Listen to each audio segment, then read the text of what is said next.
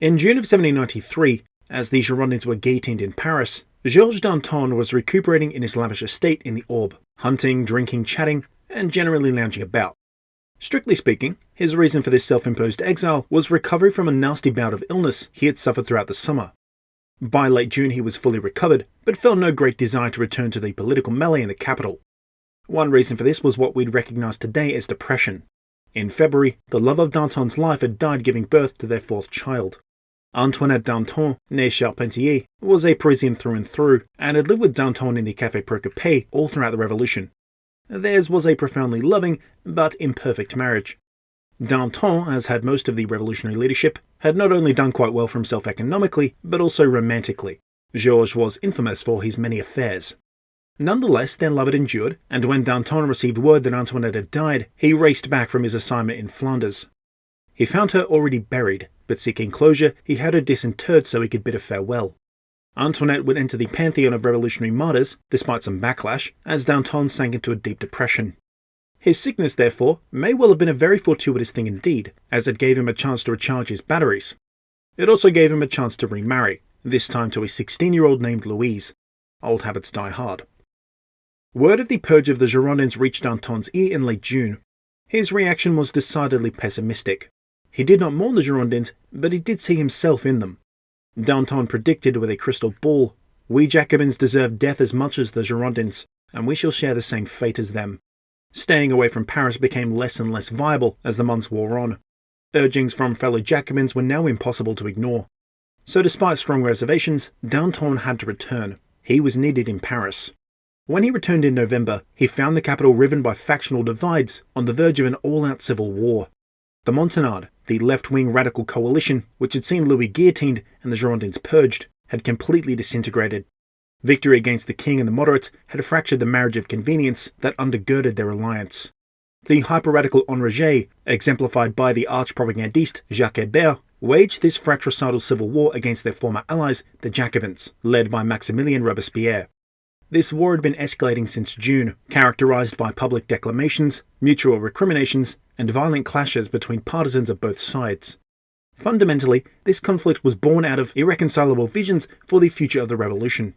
The Hébertists leant heavily into populism, demanding the most extreme economic controls and the harshest repressive measures to be meted out to any and all suspected counter-revolutionaries.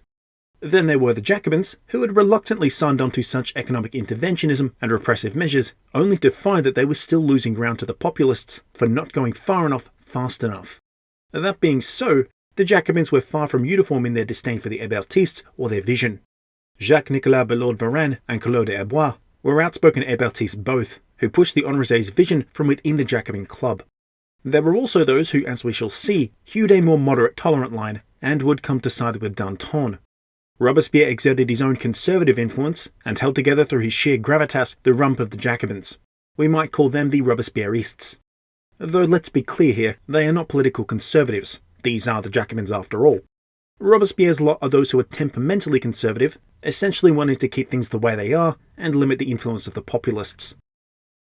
So political unity in the capital was of course dead and buried, and as such tensions would flare up and die down for several months. November, however, marked a turning point, because what happened in November? Nothing less than an earnest attempt by Pierre Chaumette and Joseph Fouché, acting through the Paris Commune, to de-Christianize Paris. And as we've seen, they proposed their proven de-Christianization plan to Hébert, found him to be a ready convert, and quickly implemented policies which saw churches ransacked and closed, sometimes even demolished, with the priests dispossessed, and festivals of reason staged. These policies were extremely popular among Parisians. Sectional assemblies were fully on board, and their sans-culottes staged impromptu demonstrations in support. It was into this whirling maelstrom that Danton returned to the National Convention. Taking the lay of the land, he found his beliefs aligned closely with Robespierre, namely to fight back against what they both perceived as militant atheism on the part of the Hébertists. Specifically, this meant ridding the Jacobins of their own Hébertists. Over the next few weeks, speeches aimed at Billaud-Varenne, Herbois and the others drew political blood. Danton condemned them in unequivocal terms and defended the place of religion in France. He was not, it should be noted, a particularly religious man. Danton was, like Robespierre, operating in the Enlightenment tradition of agnostic theism. What he opposed was the intolerance required by de-Christianization. He was still a secularist, advocating separation of church and state, but wanting this system to be tolerant of all religions. Danton's abiding toleration extended out to include political dissidents, namely those arrested by the Committee of General Security on flimsy claims that they were counter-revolutionaries. Remember, Danton had been out of Paris as the terror really got going, and now held both the Committee of Public Safety and the Revolutionary Tribunal in contempt for unsheathing what he knew to be a double-edged sword. These sentiments he made plain to the convention in a controversial speech. Perhaps the terror once served a useful purpose, but now no one wants to see a person treated as a criminal just because he happened to not have enough revolutionary enthusiasm. Later, he went on to say that the time had come to cease the, quote, shedding of human blood. Such a public show in favour of ending the terror brought Danton into total alignment with a small but vocal group of convention delegates, both from among the plain and the Jacobins, who called themselves the Indulgents. They were led by his young protege and personal friend, Camille Desmoulins. As a journalist by trade, Desmoulins had recently gained a lot of goodwill for forming a new paper called La Vieux Corail, which was, yes, a soapbox for the indulgence-tolerant principles, but more crucially, an explicitly anti-Hébertiste paper. Even naming it after the Corail was a veiled dig at Hébert, who had co-opted the Corail, a club that was started by Danton, as Desmoulins was quick to point out. Not shying away from a fight with the Enragés, the Indulgents were a very brave bunch. Despite earning some plaudits from the Jacobins, they had then pissed them off by advocating from day one for an end to the terror. For example, the Jacobins revoked freedom of the press after an article was published by Louis-Sébastien Mercier decrying the purge of the Girondins. This landed Mercier in jail and saw him suspended from his place in the National Convention. It should be noted that Mercier was basically Robespierre's most trenchant critic, both as a pundit, pen in hand, and as a delegate to the National Convention, decrying Robespierre as a, quote, man of mud and blood. As was the case with Mercier, the Indulgents were essentially committing political harikiri for their beliefs, in addition to risking lynchings or assassinations. Though this did have the effect of compelling the Jacobins to adopt increasingly authoritarian, and increasingly unpopular, measures meant to crack down on their dissent. Desmoulins was the most prominent Indulgent, really stepping out of Danton's shadow. The opportunity to forge his own path had come as Danton was away. Desmoulins not only held the fort for his friend, but also made a bit of a scene when he publicly cried at the execution of the Girondins. This was quite literally a crime during the terror, as an accusation of incivisme could put a citizen in the sights of the Revolutionary Tribunal. So Danton could rely upon the principled Indulgents to back his plays, and he and them allied we might call the Dantonists. Unsurprisingly, what they called for was clemency for those arrested by the tribunal. Their logic was that the terror may once have been necessary, but was now unwarranted, owing to the Republic's numerous military miracles, which had seen basically all of the coalition re-ousted from France. There was also the consideration that the terror was deeply unpopular out in the departments, with guys like Carrier, Fouché and Chaumette doing far more harm than good. Though the Robespierrists were inclined to agree that the terror may need to wind down, they would not admit that the terror could be ended so soon, even if they conceded that some clemency was a good idea. And remember, the Jacobins weren't just talk here, they were at this very moment recalling the most violent representatives on mission. Instead, it was the Hébertistes who continued to call for terror until the peace. The Dantonists and the Hébertistes clashed ferociously in debates both within the convention and the Jacobin Club, with Hébert proving to be the most obdurate voice of all. By mid-December, however, the Dantonists were eking out a win. In an article published in La Vieux Corail, Desmoulins wrote, "You want to remove your enemies by means of the guillotine? Has there ever been so great a folly? Could you make a single man perish on the scaffold without making 10 enemies for yourself from among his family or friends? I think quite differently from those who tell you that the terror must remain the order of the day." These sentiments were made concrete in a recommendation made to the convention that all suspects be immediately released from jail and a committee of clemency formed to review their cases. This proved too much for the Hébertistes' stomach, and they redoubled their efforts. What resulted was a shaky stalemate, which was only broken when Robespierre weighed in decisively on the side of the Hébertistes. Many prisoners were released, yes, but the Committee of Clemency was smothered in its crib. The cause for this sudden betrayal was as much personal as political. On the political side of things, the fact that the Indulgents had been so caustic in their denunciations of the Committee of Public Safety, and therefore by extrapolation, the Committee of General Security and the Revolutionary Tribunal, Jacobin-dominated institutions, let's not forget, meant that a turn against the Indulgents was a reflex of political necessity. But more importantly, there was Robespierre. Coalescing in Robespierre's mind was a very conspiratorial explanation for why Danton had returned to the capital. He believed that Danton wished to drive up tensions between the Jacobins and the Enragés, and in so doing, deprive the Jacobins of the support of the sections should conflict between the two spill out into open violence. Beyond that, Robespierre had good reason to distrust Danton, not least because Danton opposed the Committee of Public Safety, and if empowered, would turn his guns against the institution that gave Robespierre and his allies all their authority. Jealously guarding his base of power now drove Robespierre to extreme ends. Similar calculations were being made by the Hébertists. Hébert himself now believed that the terror was coming undone and had to be protected at all costs, up to and including violence. Of course, skirmishing had broken out between partisan Hébertists and the Jacobins, but what Hébert was proposing was organised violence, another journée. But these threats were ringing hollow. It's here that we really must emphasise the distinction between Hébert and the Enragés for whom he claimed to speak. The sectional assemblies which nominally supported the Enragés also nominally supported the Jacobins. And in the increasingly fractured political landscape, many of the less radical sections threw their weight behind the Jacobins, or at least promised to remain neutral in an Enragé-Jacobin conflict. This is why, over the last year or so, Hébert's numerous journées had been less well attended and less effective than the last. Those who did turn out were hardcore Enragés or die-hard Hébertists, but in the end their numbers were overblown. Hundreds, not the threatened tens of thousands. Hébert faced another problem. Robespierre was wise to these woes. None of the journée preparations could be kept secret, and thus the Committee of Public Safety's many spies kept Robespierre well apprised of the journée's problems.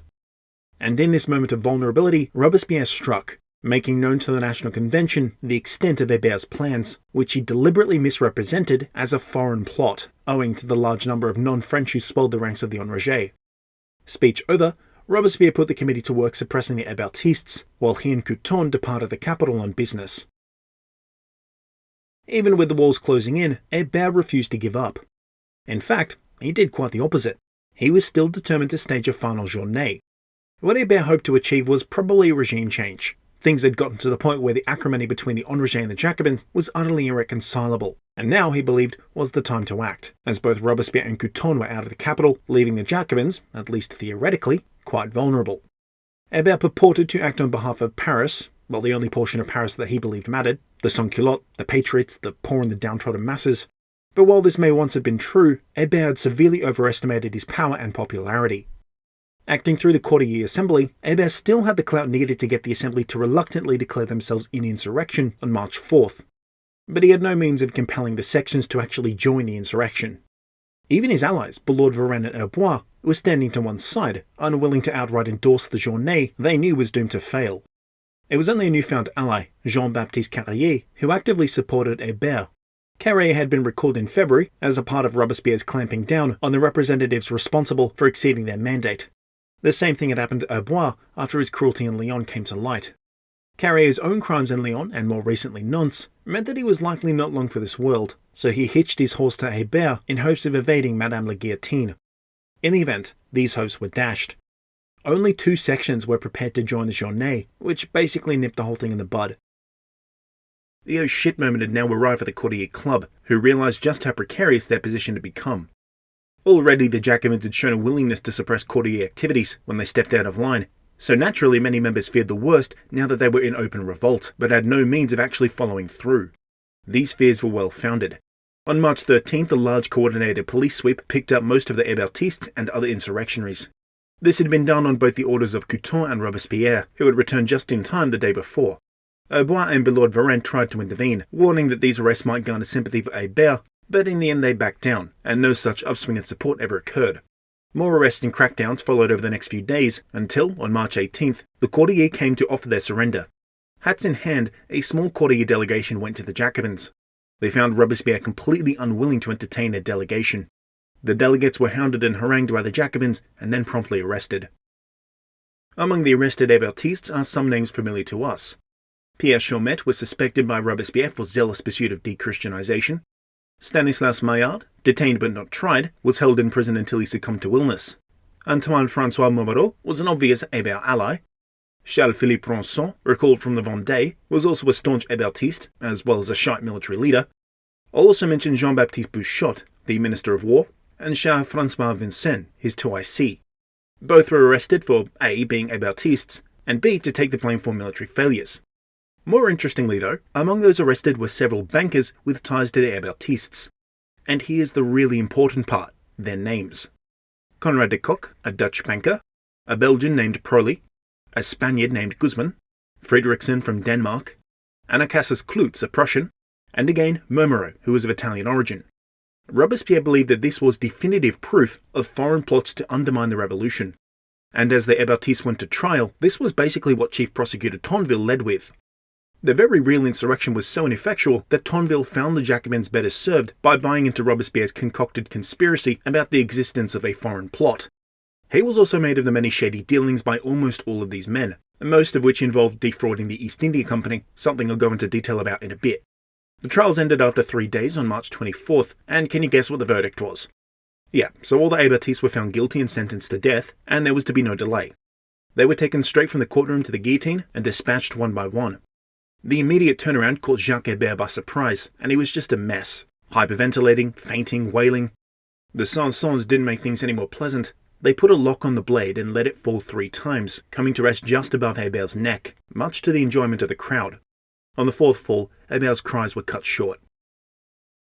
With Hébert dead, the courtier utterly broken, and the Hébertists now literally not even a thing, Robespierre continued to chart the course he believed best for the Republic. But this is a very different man to the one we've been dealing with over the past few years. This is a Robespierre whose first instinct, upon being hit with a pathetic attempt at a journée, is to roll out the guillotine. For a man who was once an outspoken proponent of the sanctity of human life, and he was genuinely shocked by the September massacres, how did ruthless violence become his weapon of choice? To no small degree, we can explain this change in approach with a change in personality. Now, Robespierre has been with us since the Estates General, and has been at the helm of the Jacobin Club for years now. And in all that time, he's been through a lot. Not only has he weathered storm after storm, but he's been in the public eye the entire time. For a man who was, until September 1792, so quite recently really, very private, very meek, verging on neurotic, to be put under such scrutiny really took a toll. We've already seen how Robespierre wanted to resign once before. Well, by late 1793, he's only maybe kinda looking for a way out. To be honest, the way Robespierre then conceived of himself was as someone entrusted with the general will. Not Mercier's inherently violent and despotic man of mud and blood, but rather an Atlas on whose shoulders rested the fate of the Republic and the Revolution. And between Robespierre and this successful outcome were myriad enemies. And not just real enemies whose names were William Pitt or Francis of Austria. Around every corner, Robespierre perceived supposed enemies who hid in plain sight, who professed loyalty, who were once friends, and had then turned traitor. Now, this can perhaps be explained by Robespierre's tendency to conceive of things in fairly binary terms. If you weren't with him, you were against him. Historian Peter McPhee explains it like this in his biography on Robespierre. He had always been prone to understanding the revolution in terms of binary opposition. The good and the evil, patriots and counter-revolutionaries. Robespierre was as vulnerable as anyone to explanations that imputed misfortune to conspiracy. Even in spite of his unmatched power, Robespierre was convincing himself that there existed a whole ecosystem of conspiracies, and that every setback, every defeat, had to be the work of counter-revolutionaries. Later on, he would see himself as the victim, the intended target of such conspiracies. But for now, Robespierre's overriding fear was that the Jacobins were about to be overthrown by the forces of counter-revolution. Specifically, he believed that foreign agents, Austrians, British and Prussians, had infiltrated the Enragés, co-opted the Hébertists, and directed the Dantonists. The focus on the foreign influence is what got his supporters to consider these conspiracies to be at least plausible, if not just good political cover. Saint-Just, Couthon and the other militant Jacobins may well have understood the practical upside to destroying the Dantonists and the Hébertists, that is to say they would eliminate powerful rivals, but Robespierre was too far gone and literally thought that they were agents of the counter-revolution. This, shall we say, revelation, that Jacques Hébert and Georges Danton were traitors, 2 men whom Robespierre had worked with and admired, of course had a predictably devastating effect on his mental health. The fallout with Danton was particularly painful. In February of 1793, on learning of the death of Antoinette Danton, Robespierre had written his friend Georges, offering consolation and professing his love and loyalty. A year later, and these two weren't on speaking terms. Instead, Robespierre was sharpening the long knives. In these dark days, he stayed indoors at the Tuileries, working from early in the morning until late at night, constantly fearing assassination. Over the last few years, he had delivered some 500 speeches to the Convention and the Jacobin Club, with 103 of them occurring in 1793 alone. In 1794, he would give only 16. In an April meeting with Louis Ferrand and Paul Barras, the latter described a stressed Robespierre. noting that he was pale, myopic, and betrayed a nervous tic. It is this Robespierre, this bedraggled, ragged, tired and stressed Robespierre, who was able to convince himself that one of his best friends and longtime revolutionary comrade, Georges Danton, must die. That Danton is not merely an agent of the enemy, but a traitor, a miser, and out there right now plotting the downfall of the revolution. No doubt Robespierre grappled with just what he ought to do, but in the end, the choice was obvious. Just as it happened to the Girondins, and now the Hébertistes, Robespierre conspired with the Revolutionary Tribunal to have the Dantonists, many of them friends and colleagues, arrested, tried, and put to death. But to make the charges stick, the foreign plot would need to be further developed, and proven to exist. It was taken as a given by many convention delegates that at least something was up.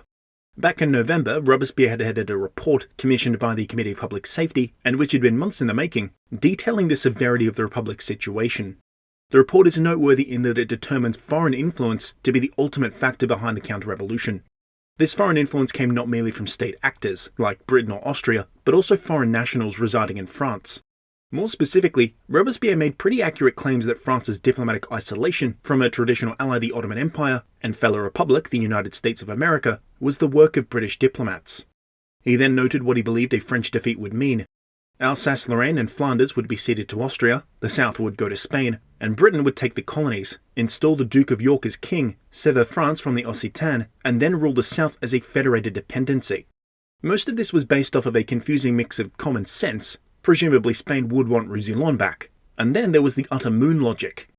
Austria struggled to administer the Netherlands as it was, and would have been unlikely to take on even more of an outsized burden by occupying a defiant France. Spain would likewise have been horribly overextended. Britain could take the colony, sure, but installing a British king? Their foreign policy was predicated on maintaining the balance of European power, a balance which required an independent but pliant France. But Robespierre's point here was not to make much sense. It was to paint a picture of the worst-case scenario to a convention which was embroiled in a war they were not at all sure they could win. This diplomatic framework would form the basis for the foreign plot in the months to come. Every suspicious act or arrested foreigner, military or political defeat, was viewed in terms of this worst-case outcome. These beliefs justified the suppression of foreigners who, until 1794, had enjoyed a pretty good deal under the Republic. As has been mentioned several times before, foreigners were given legal protections which they didn't even enjoy in their own homelands. There was a clear path to citizenship, and refugees, taken to mean all liberty-loving people, were encouraged to emigrate to France. Religious freedom was in place, so Protestants and Jews in particular found refuge. So not only did most national minorities living in France support the revolution, but many foreign nationals did too. This included deserters from the Prussian and Austrian armies who were at least initially allowed to immediately re-enlist with the French army at commensurate rank and pay, or receive a payout if they elected to settle in France permanently. Included too were many foreigners of the national liberation variety. We've encountered Francisco de Miranda, the so-called precursor, who played a truly essential role in the early phase of liberating South America, laying the groundwork for Simón Bolívar. And then we have political dissidents. For our purposes, the British feminists Mary Wollstonecraft and Helen Maria Williams are the most important. Both were revolutionary sympathisers and outspoken supporters of republicanism, and considering they joined the revolution in 1792, they naturally gravitated towards the Girondins, as indeed did most foreign-born political dissidents. Remember, the Girondins were espousing the cause of national liberation, and carrying forth the revolution on the pointy end of a bayonet. Now, in 1794, the dissident support of the disgraced Girondins was taken to mean that foreign agents conspired to undermine the revolution. Robespierre and the convention had all the excuses they needed to start oppressing foreigners. They reneged on promises to house and feed deserters, instead conscripting them into forced labour. Political dissidents were arrested, though most would evade the guillotine. Legal protections were simply never enforced because the Constitution of 1793 was suspended in perpetuity. Where the Dantonists became embroiled in this foreign plot was over the issue of corruption. Specifically, suspicious connections leading Danton shared with provably corrupt foreigners. The fact was that the Republic had a huge problem in corruption, not only of its own politicians, but also bankers and financiers who saw the opportunity to defraud the government and took it. Indeed, the deplorable state of the Republic's finances made them easy pickings for such criminals. From 1792 through to late 1793, things had been great for these guys. The Republic wasn't on solid enough financial footing to insult the bankers, and was otherwise preoccupied with, a war and domestic upheaval. But towards the end of the year, two things happened. Firstly, the Republic's finances were in a much better position, a benefit from the Great Book of the Public Debt, which allowed the committee to restructure their foreign loans. This alleviated much of the burden imposed by debt repayments. And two, Robespierre's foreign plot gained adherents, meaning that there was now a will to uncover and punish these fraudsters. The largest of these investigations took down the influential Vandenvière family, most of whom were arrested and guillotined in December, and before them, all the sordid details of the East India Company affair were laid bare. As a condition of restructuring the public debt, the French East India Company would be dissolved and divvied out amongst the Republic's creditors. With tens of millions of livres tied up in the company, opportunists took the chance to skim a little off the top. In the ensuing investigation, the British bankers who were at the centre of the spider's web fled the country, but left all their documentation in Paris. Not much was actually amiss, but the documents and correspondence tied into the European financial network, and these foreign connections were taken as proof enough of guilt by the Jacobins. Several major politicians were implicated. For our purposes, only a few of these guys are relevant. 2 Jacobins, François Chabot and Claude Bassire, 1 member of the Plain, the aforementioned Anacharsis Clootz, and 1 Dantoniste among many others, Fabre d'Eglantine. In a sign of things to come, Robespierre dealt with his own very harshly, Chabot in particular. In addition to having provably defrauded the government, his dealings with the Freys, an Austrian banking family, were bad news. Chabot was in bed with them in more ways than one. He married the sister of one Junius Frey.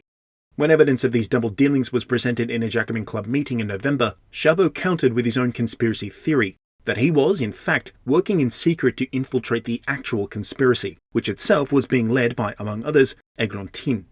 Robespierre entertained this little delusion for a while, as it muddied the waters and implicated yet more foreigners in various plots. This time none other than the Baron de Batz, who got a brief mention a few episodes back for having planned to spring Marie Antoinette from jail.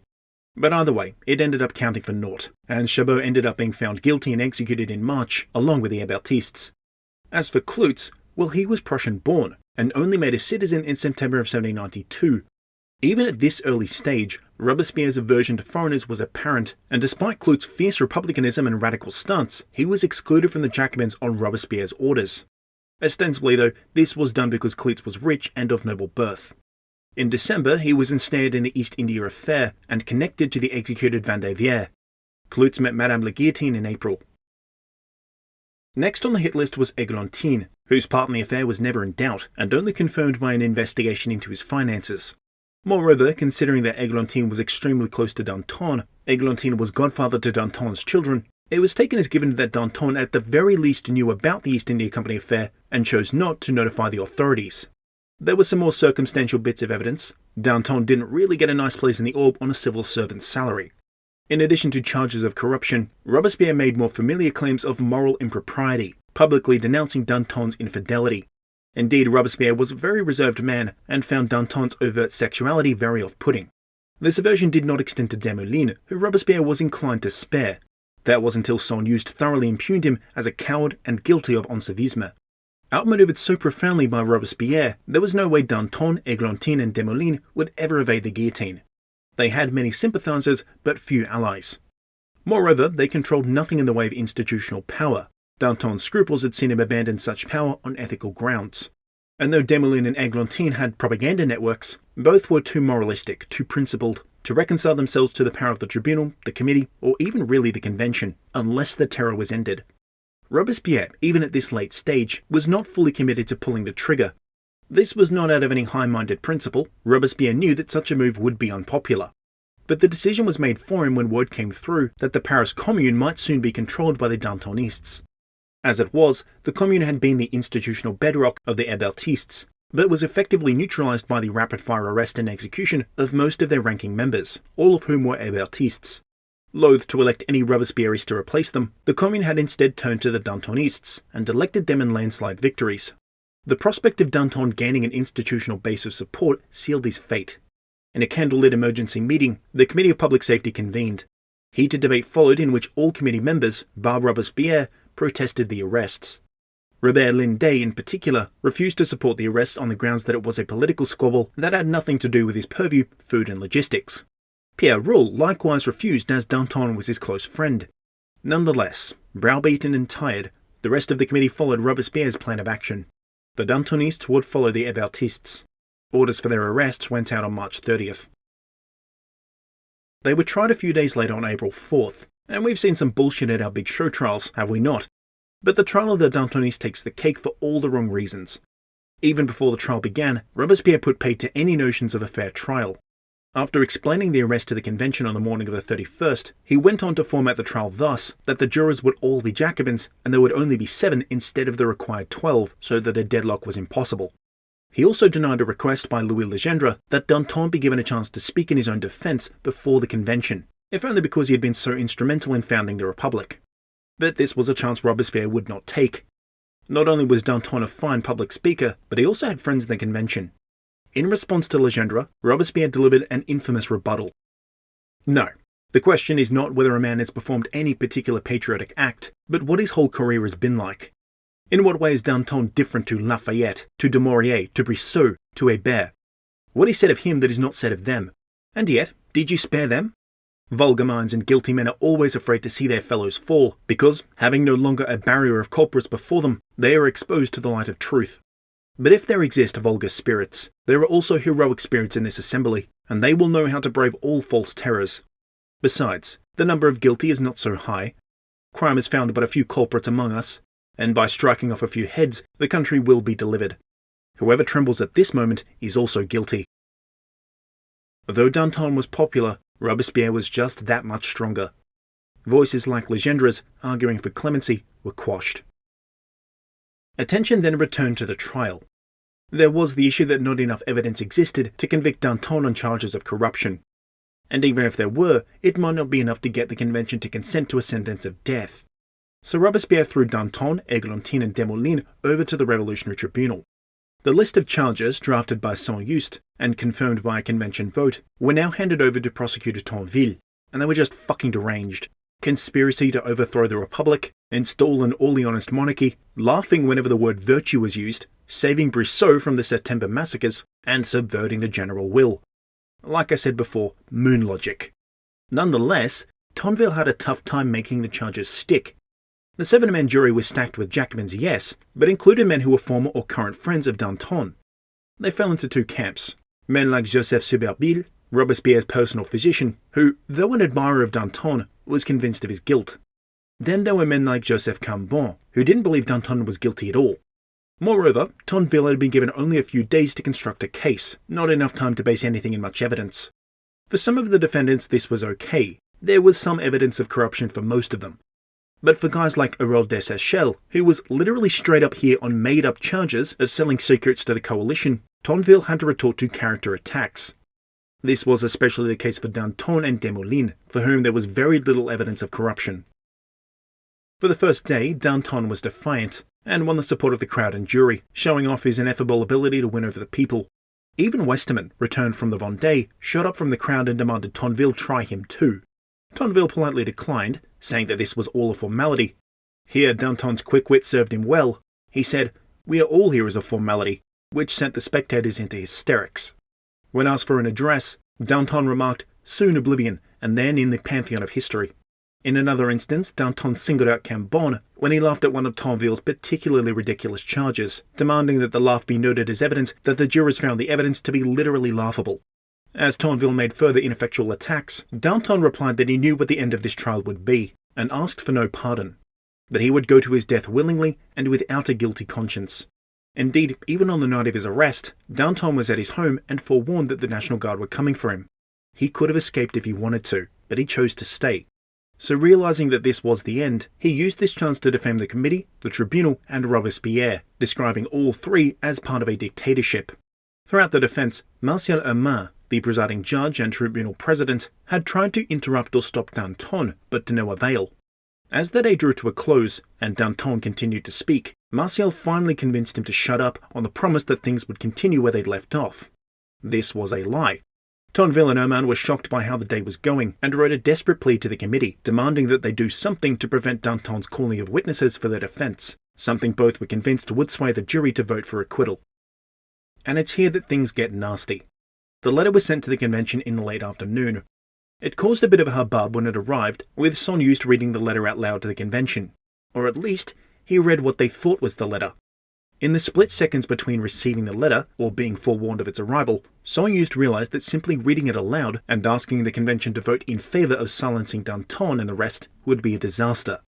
The rule of law still meant something in the convention, even if it did not for Saint-Just. So what he told them was that an anonymous source from inside the Hôtel Luxembourg, where the Dantonists had been imprisoned, overheard them plotting to escape. Specifically, it was Lucille Desmoulins, the wife of Camille Desmoulins, who planned to spring them. This was cover enough for Saint-Just to get the convention to vote for a measure silencing the defendants. No witnesses and no speaking in their defence. This result was returned to a grateful Tonville. He only had to listen to Danton rail against what he quickly surmised was a conspiracy for a few hours before the day ended. On the second day of the trial, things went much more smoothly than the first from the perspective of the prosecution. The defendants were mute. The trial had started an hour and a half early, and so public attendance was minimal. And most importantly of all the juries had been brought to task, possibly contacted in the night by agents of the committee who made it clear what way they were expected to vote. When Tonville asked them if they required more evidence to pass judgment, the jury said they did not, and retired to consult. After a few hours they returned. For all 15 defendants, guilty verdicts were handed down on April 5th. As had happened to the Hébertistes, the sentences of death would be carried out immediately. Desmoulins resisted fiercely, believing, quite correctly, that Lucille would soon be guillotined, and that there was nothing he could do about it. Even as the 15 condemned were taken in carts to the scaffold, Desmoulins writhed and raged, tearing off his clothes and rubbing his skin until it was bloody. It took a resolute Danton to shut him up. Pierre Philippot emulated Danton and took on a jovial air, even as he knew the end was near. Églantine lamented that Billaud Varennes would still quote the beautiful verses of one of his unfinished plays, and then present it as his own. Hérold de Seychelles stayed silent, but spotted a friend among the crowd and gave her a polite wave. As for Danton, well, he was a presence, surveying the crowd, maintaining his composure. On spotting Jacques-Louis David, a fixture at these high-profile executions, Danton let fly some well-deserved insults, heckling his former friend for his cowardice. Light was failing as the condemned arrived at the scaffold. It was raining too. Sanson denied Seychelles a farewell kiss from Danton, at which Danton shouted, "You will not stop our heads touching in the basket." Seychelles was then promptly guillotined. Desmoulins, by now serene, muttered Lucille's name before he too was killed. Églantine bid farewell to his friend Danton. His final words had been to Hermann at the trial. When asked his age, Églantine replied that he was 33, the same age as Jesus, who was, in Églantine's own words, the first sans-culotte. Called up last, Danton had witnessed his friends and colleagues killed before his very eyes. He had stood so close that his shirt was drenched with their blood. And yet he was unbroken, defiant till the end. His final words were to Sanson, "Don't forget to show my head to the people. It is well worth the look." Instead of the usual flurry of shouts and cheers that accompany public executions, the reception this time was silent. No shouts, no cries, no cheers. Danton had been popular, a hero in the eyes of many, and a Jacobin too. His death felt unnecessary. Forced is the right word. Forced through by a small group of men loyal to Robespierre, who used their power and position to browbeat cooler heads into endorsing the killing off of their own. Danton left behind a gargantuan legacy, certainly one of the revolutionary greats. He was a man of contradictions, principled to a fault, but prone to infidelities. A staunch advocate of transparency and aid to the poor, who felt bold enough to skim from the same coffers which were to pay for the people's bread. A man who pushed for more guns and bullets with which to wage war, and yet, in his personal politics, encouraged conciliation and compromise. And where such things weren't possible, a man who deployed his greatest weapon, his force of personality, to tear enemies to shreds. But in the matchup between Danton and Robespierre, it was the one who had solid institutional power at his back who won out. Danton had once possessed that power, divesting himself of it, and he had waited until the 11th hour to reclaim such a base of support. Too little, too late. I find myself admiring Danton's conciliatory nature, his tolerance, and his principled stance. But though these traits were great strengths when Danton was but a triumvir and rounded out by the fire of Marat and the pragmatism of Robespierre, they were now great hindrances while he was a leader in his own right. How different things might have looked if Danton chose not to quit the Committee of Public Safety, which he had helped to form. How different things might have been if he leveraged his genuine popularity, both with his fellow Jacobins and from among the people, to take the reins of the revolution away from Robespierre, no doubt, in a fairly bloodless coup, as would have been Danton's preference. But these things did not happen. Unlike Robespierre, Danton didn't have that killer instinct needed to overcome his enemies. Thus, just like his friends, Fabre d'Églantine and Camille Desmoulins, Georges Danton might have died on the moral high ground, but that didn't make him any less dead.